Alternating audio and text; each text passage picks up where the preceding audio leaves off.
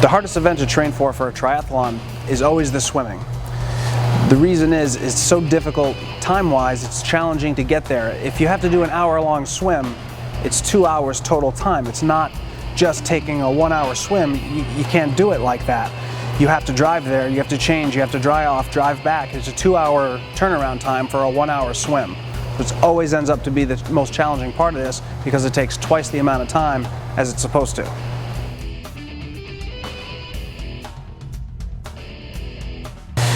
Most triathletes struggle to get enough open water swims in. You end up swimming anywhere from 4 to 6 times per week. You want a couple of them at least to be open water swims. It's very challenging being from the Northeast like we are, where in the wintertime there is no open swim possibility. It's not happening, it's just too cold. In fact, the first Ironman distance triathlon I ever trained for, I literally did no open water swims to prepare for a 2.4 mile swim. We went from the pool right down on race day, no open water swims, right to the event.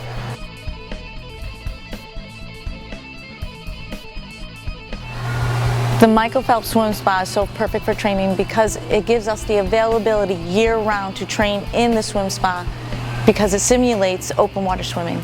So now when you have 30 minutes where normally you could have not achieved anything productive in that 30 minutes, you literally can jump in, do strengthening drills in the Michael Phelps Swim Spa.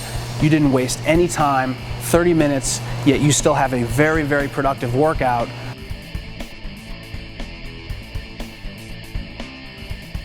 The Michael Phelps Swim Spa can help in other ways.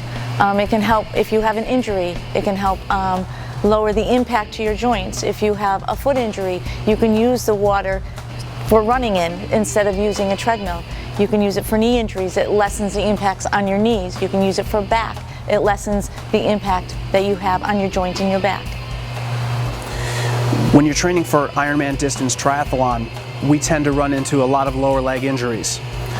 In fact, I don't know anyone who hasn't had some type of lower leg injury, whether it be minor or even more significant.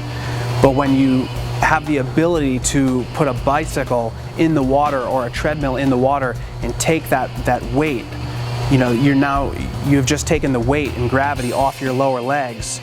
You're saving all of that wear and tear, yet you're not losing fitness. You're still able to achieve fitness or maintain fitness while you're rehabbing, and it's huge.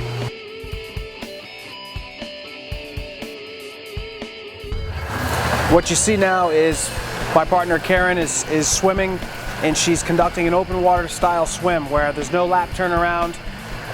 It's free and clear, just like you would have if you were in a lake, in an ocean, whatever it was. Okay? Now this right here, this is one of the many strengths of this machine. Some of the other things we can do are drills for strengthening. And I'm not going to mess with her yet, but I'm going to mess with her soon. And you can turn the power up and you can do virtually anything you want. You can do timed drills where you're a couple of settings above your comfort level for 3 minutes, 5 minutes, whatever it is, any distance time.